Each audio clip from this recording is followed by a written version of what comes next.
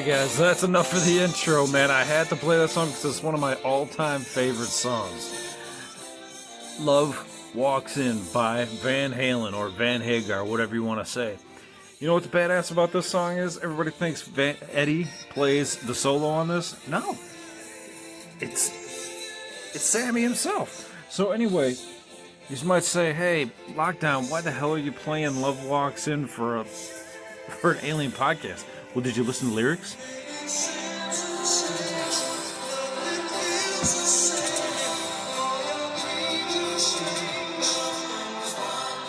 Here he goes.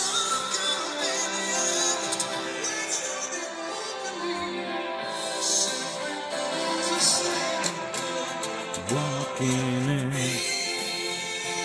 Yeah, man. Because he's had so many alien experiences. Look, he's playing the solo, baby. Not Eddie. A lot of people don't know. Sammy got them chops, baby. He got them chops.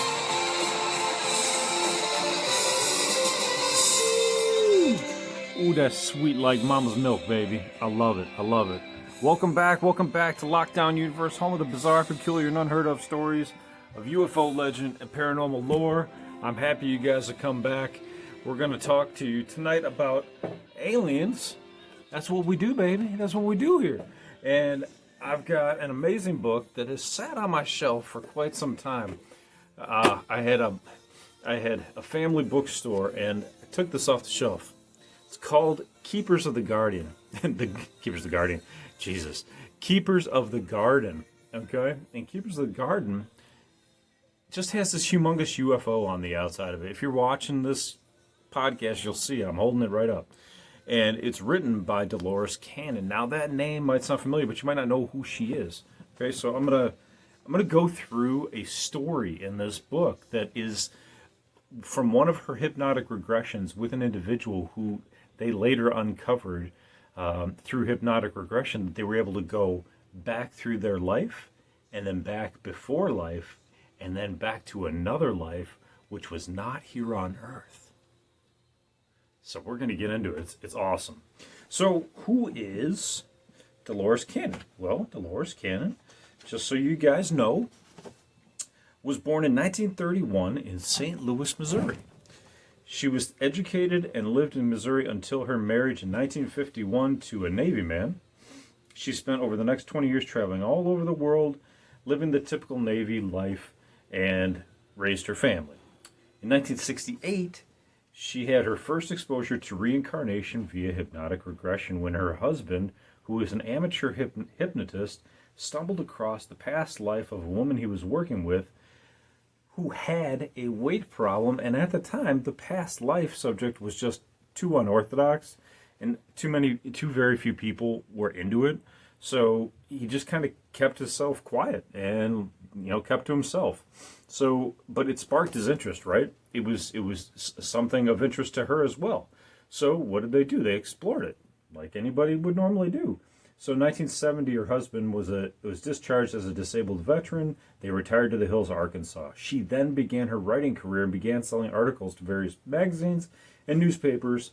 And when her children moved out, started lives of their own, her interest in hypnotic regression continued, and her reincarnation interest was awakened. She studied all these different hypnotic methods, and in 1979, since 79, she has regressed and cataloged information from hundreds of volunteers. She calls herself a regressionist as a psychic researcher who records lost, quote-unquote, lost knowledge, and has also worked with the MUFON network for a number of years. She's published all kinds of books, conversations with Nostradamus, Jesus, and the Essenes, and this one is probably the most balanced of her work and seen as the most solid of her work. So this book, at the very beginning, she hypnotizes and regresses. Hypnotizes carries a kind of a loaded meaning. She regresses a man named, who they call Phil. Okay, so this man named Phil states that he came to her quite by accident. Actually, interesting enough, she states, I take appointments from many different types of people who want the experience of hypnotic regression into past lives, but there really is no true type of person that this method works best on. My subjects are truly a broad cross-section of humanity, and they all have their own reasons for wanting to explore the possibility of reincarnation. I often go to their houses for sessions. But this Phil individual really changed the tide for her. She stated Phil turned out to be a nice-looking, dark-haired young man, 28 years of age, quiet, and she suspected rather shy. She found out later that this was merely a quiet self-assuredness. He had his own electronics repair business, and he operated out of his parents' garage. He was from a large family, and the only unusual thing about him was he was an identical twin. So she started to do this hypnotic regression. What'd they find out? Some good stuff. Phil relived a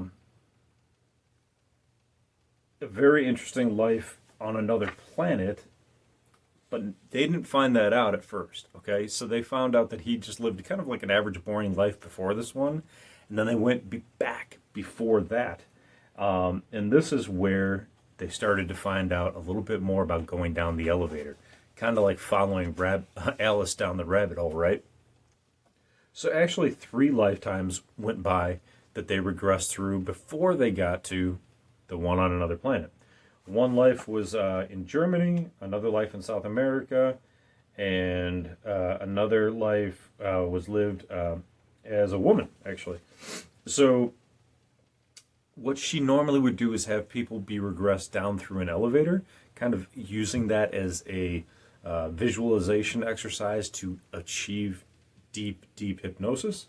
And when she did that, she would have them open the door to the elevator that had gone down so many floors into the subconscious. Well, on this 4th attempt, something strange happened. This was actually the 3rd session, and she states, when the elevator doors first opened, Phil saw an unfamiliar silhouette on the horizon, a silhouette of jagged and rugged terrain against a red sky. When he saw it, for some reason, it made him feel uncomfortable. It bothered him, and he rebelled from it. He didn't want to explore it, and he asked to get back on the elevator to go somewhere else. I never ask anyone to do anything they feel uneasy about, so I let him go where he wanted to go. This was when he wound up standing at the base of a pyramid. This is the part of building the trust when I allow the subject to do what they feel is most comfortable. It shows them that they are really in control during the regression, and I feel that if there's something of importance for them to see, they'll eventually do so if they're not forced, which makes a lot of sense. She states that upon awakening, I asked him why he did not want to explore this landscape, and he said he had no idea where it was. He said there was a strangeness about the landscape he didn't understand. The horizon was not smooth, like you would see with trees, far off in the distance. Just a jaggedness that disturbed him. On the right-hand side, there was a spire or something with a circular aspect to it. The only way you could describe it was to look at the top of something like a large donut encircling a monolith near the top. Kind of like Space Needle in Seattle. It's kind of like what it looks like. They got a drawing in the book here. He had a twilight feeling to it. The picture kind of looks like Starry Night by Van Gogh. There's a lot of swirls in the sky. So they're trying to figure out what the hell happened. Well, apparently this was another world. So after several weeks, Phil came across the same scene again when the doors opened. He saw a jagged, desolate, and somehow forbidding silhouette against a red sky. This is several weeks later when they did another hypnotic regression. This time he decided to get off the elevator and explore. He stated he already learned that if he was not uncomfortable with something he saw, he could just retreat. No problem. He said it was windy, sandy, and dusty. I feel it and I see it. The sky is somewhat reddish-orange, and I'm standing outside of a spacecraft. There's a clearing where we landed, and I'm looking at the spire. It's to my right. I had thought from the first experience of this scene that it didn't sound like any place on Earth, it had a definite otherworldly flavor to it. Now, with his mention of the spacecraft, I was certain that he was seeing a past life when he lived away from Earth. At last it appeared I would get my wish to explore other worlds. The spire apparently was a strange monolith that he had described before. It stood out from the rest, its sharp peaks in the background because the odd shape and the donut-like structure which surrounded the point. He continued with his description. There are some shacks or huts to the immediate right where supply and storage areas were, which are now empty. He stated that there were others on his ship. We're here to resupply, to check on the welfare of the scientists on this planet. They're colonists from the planet that we are from. Our regular routes on established trade routes are here. This is off the beaten path. So we usually go on these trade routes, but this is off the beaten path in an isolated part of the galaxy. This is an isolated testing, mining, and scientific colony here for scientific purposes only and not mainly for colonization. So it's kind of like New Mexico, where they just blow off atomic bombs, right? So she asks him, she says, well, do you know how long this species has been here? She said, time doesn't correlate, or he said, time doesn't correlate to Earth years, but it has been 7 chronometers. Although I can't explain what chronometers are, they have been colonizing and testing for 7 chronometers. Is that a long period of time, she says? He says, yes. For a planet, yes. Has it been a while since you've been to a planet to resupply? She stated, or he states, we come approximately every 2 chronometers. So they're late. So she starts to ask him, she says, okay, I was interested in obtaining the story and finding out the reasons for Phil's sadness. My curiosity took over, and I asked for a physical description of the people on the ship. He said that they were small in stature, large bald heads, light skin, not very muscular. Now, what's cool about this story is, even though these guys sound like they're grays, he talks about another experience, it might be another lifetime, I have to read through it, where they're taller beings that are very human-like, but the planet is purple and has like a green sky and multiple moons around this other planet. So we'll get to that in just a second. So he stated that these beings for this lifetime were large bald heads, light-skinned, not very muscular. Are they physically like humans with a circulatory system, or are they different?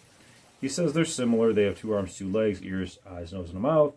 Or eyes, ears, and a mouth, but they have no nose. There's no need for the nose. This was part of evolution. The mouth is but a mere slit. Its only purpose for drawing air. There is no tongue or vocal cords for speaking because their entire process of communication is telepathic. Do they eat food? Yes. It's inserted into the slit. Are they male and female? They are androgynous. All of who are of this race. So that means there's no definable sex, just FYI. So he states we are more of a combined of the sexes in that it's a blend of both male and female characteristics. How do they procreate? How do they reproduce? He says there's a longer lifespan. It's not permanent. There is a need to procreate, and those roles are played out. The divisions, however, are not clearly pronounced in how we do it here on Earth. So there you go. There's that.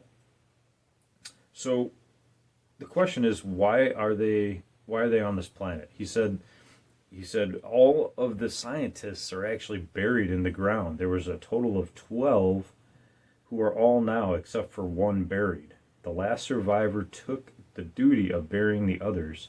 It was a shared responsibility until the last of the remains lie with the others in the ground.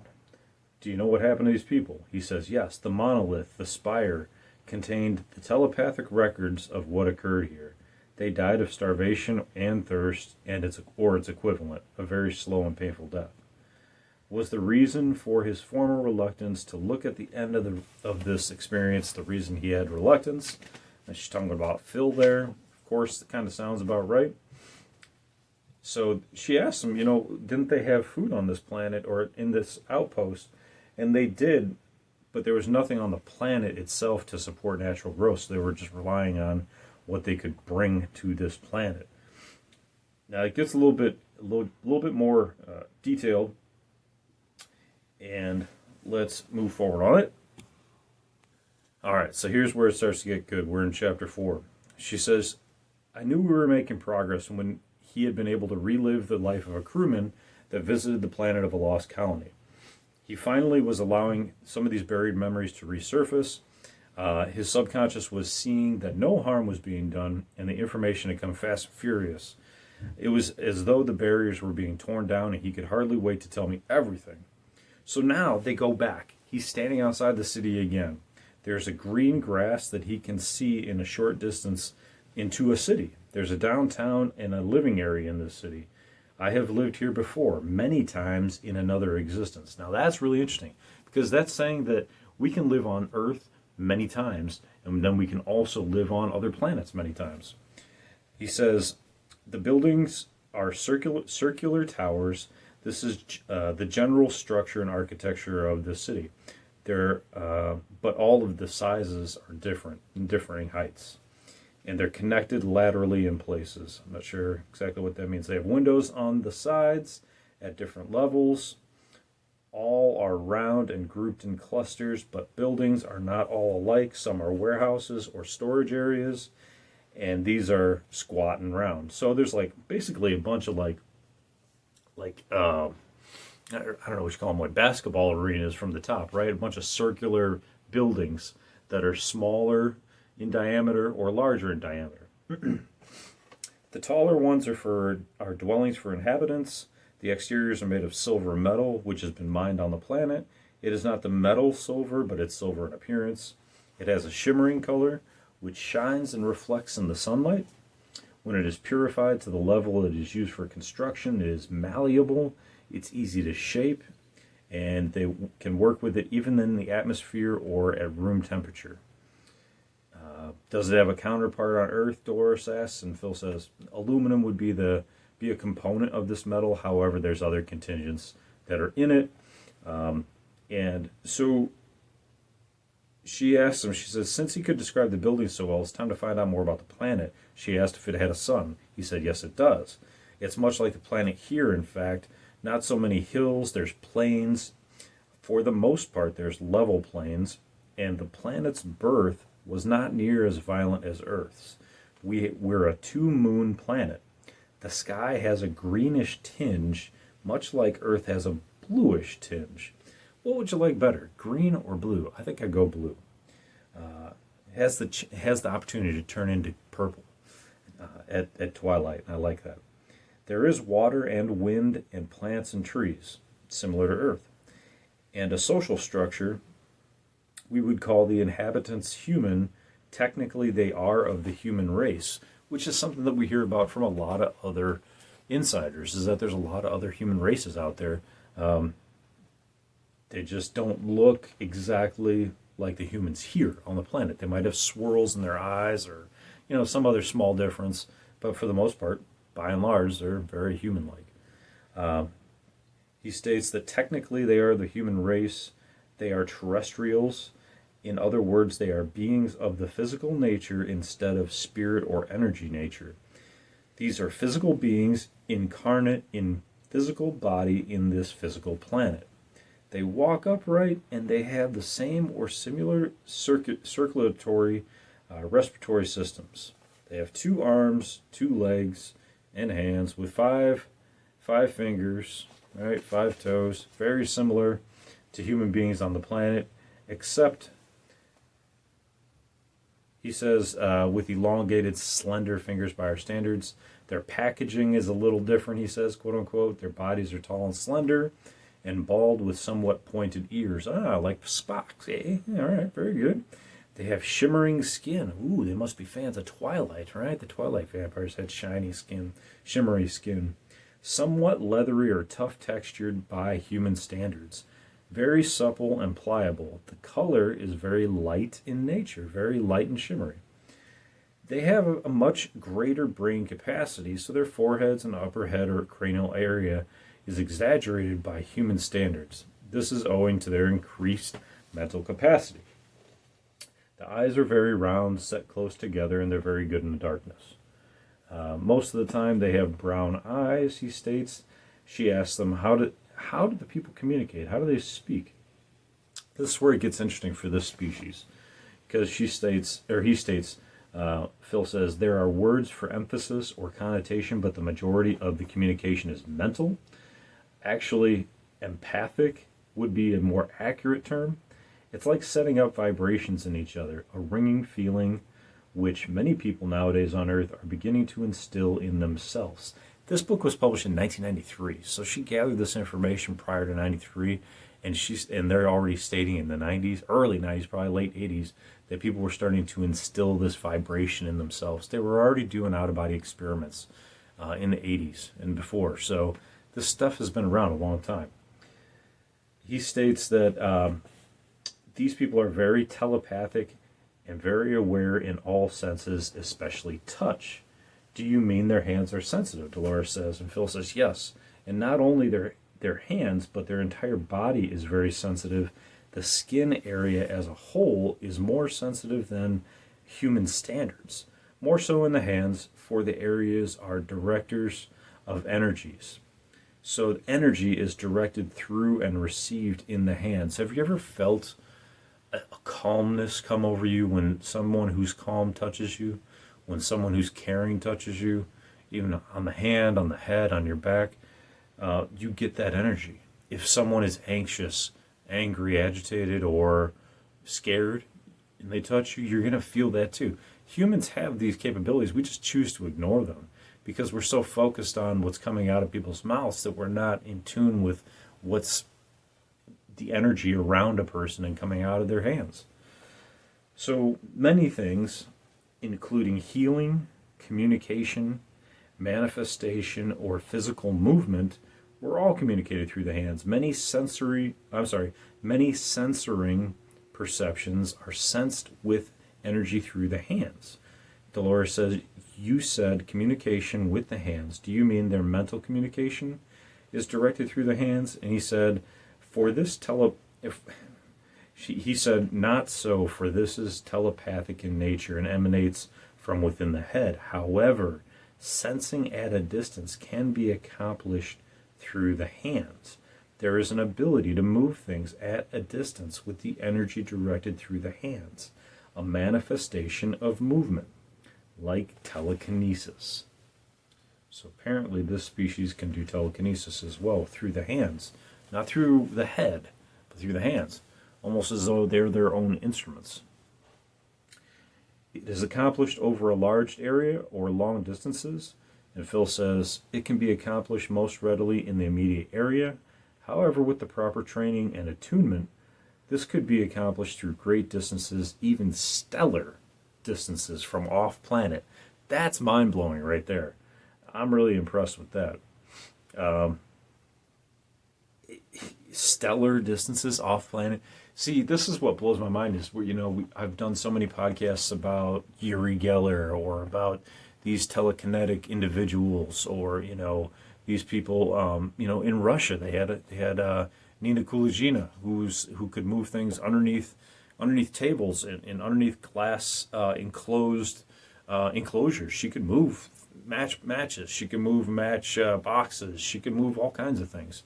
And to hear that other species can do this as well is pretty cool. So she asks about their bodies again. I think we kind of covered that. They're pretty much similar to humans, but that they're more open to vibrations, and that helps them really understand each other.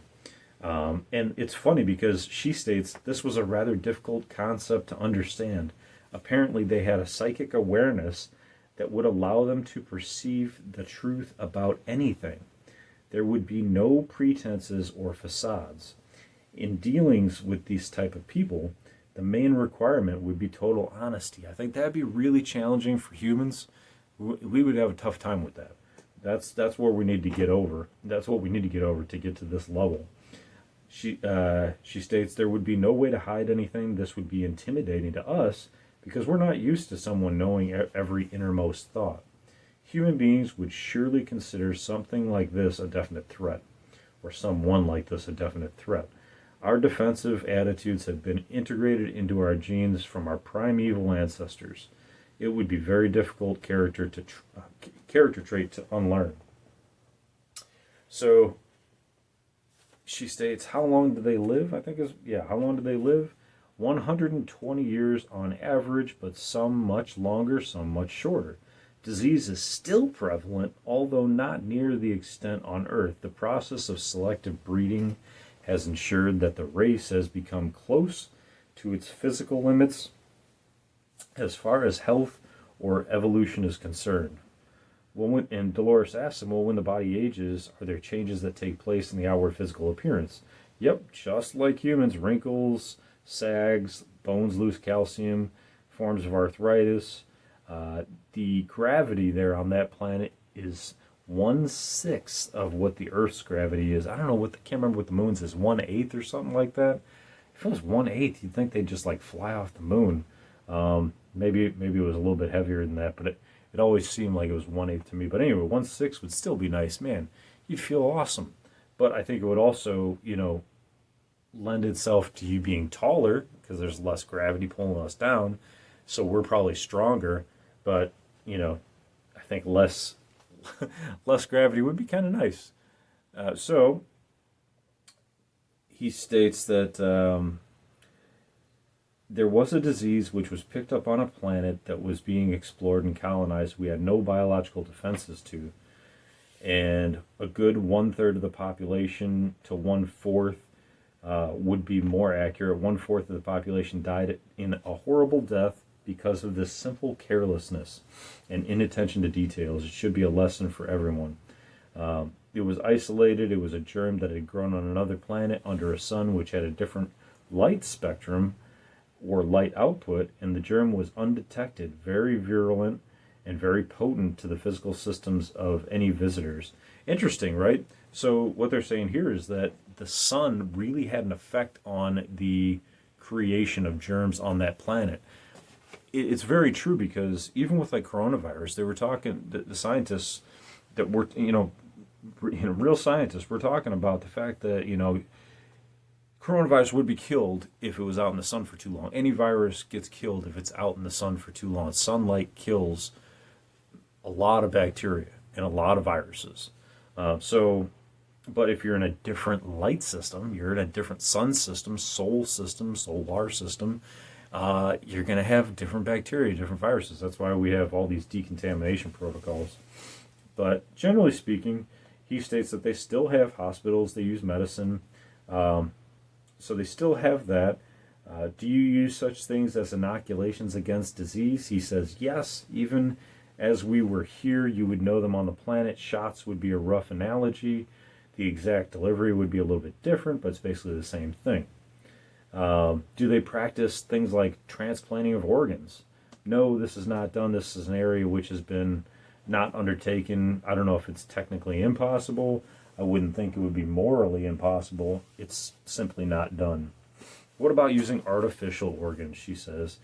He says there's machines which can be connected to supplement the functions of a diseased or damaged organ. However, I have no knowledge of any transplanted or implanted machines for that purpose. Interesting. It's almost as if we're a little bit more advanced in the medical field than they are, even though they can live to 120 years. So, I mean, the stats don't lie, do they? There's more stats stating that they can live for a bit longer. So that's nice. Since they they communicated telepathically, I wondered if they also used the mind for healing. There is, yes, definitely the use of energy healing, which is one area that we use. However, it's not the ultimate answer. It is as valid as any other, but it is not the only method. See, I think that we can use that a lot here. There's a lot of healers. Charlie Goldsmith, I did a podcast about. He's from Australia. He does free healings. He flies all over the world. He has companies that afford him to do this for free. He doesn't charge anybody anything, and he goes and he heals people. So there's lots of people that can do this. It's just something that we don't explore, and it doesn't make people live forever, but it can heal them from some ailments, or at least give some relief. So Phil says it would not be practical to try to heal a severed arm with mind energy. That wouldn't make sense. The level of evolution on that planet at this particular time is not such that instantaneous healing can be accomplished through the mind. They simply haven't progressed to that level yet. But there are things like axolotls that can do that. They can reproduce basically every body part and no scarring, no nothing. And it's back to its original full strength. So if we could take DNA from the axolotl and put it into a human and make it work, then we could replace and regenerate our own body parts if they were diseased and we had to cut them off. Does death occur? Yes, we already talked about that. The bodies are buried on their native soil just like we do. Cremation they do as well. And then they get into the environment there, which I think I'm going to hold off until the next podcast because I think the environment piece is very interesting. And there's a lot of great chapters here, so I think we're going to kind of go through a little bit and kind of talk about this, and we'll have some fun. So I guess, in conclusion to this podcast, you have to keep in mind, right, that you have to have an open mind. You have to be willing to accept that there are the capabilities of previous lifetimes. You have to be open to the fact that there might be lifetimes on other planets that we might have lived too. A lot of people think, this is just the end all be all. There's nothing after this. We're just worm food. Well, I just don't believe that. I don't believe that. And you're allowed your own opinion. I'm allowed my own opinion. And I think that this is great, great proof in lending itself towards proof that there is something else out there. We know there's ghosts out there. We know there's the afterlife out there. If you're listening to this podcast, I seriously doubt that you don't believe that. So I think that, we're all open to the idea that it's possible. Who the hell wants to think that they die when they die, right? Death is just but a door that we walk through into the next form of our evolution of spirit. So in that, I will end this podcast and we will rejoin at the next one. So we'll learn more about the environment and a little bit more about these aliens and what their goals are and what they hope to achieve. And yeah, they even got a picture right here of one that's kind of similar to a human right there. So anyway, guys, take care of yourselves physically, spiritually, emotionally. Follow through on your hobbies and your goals and your dreams. And as always, continue to question the universe around you.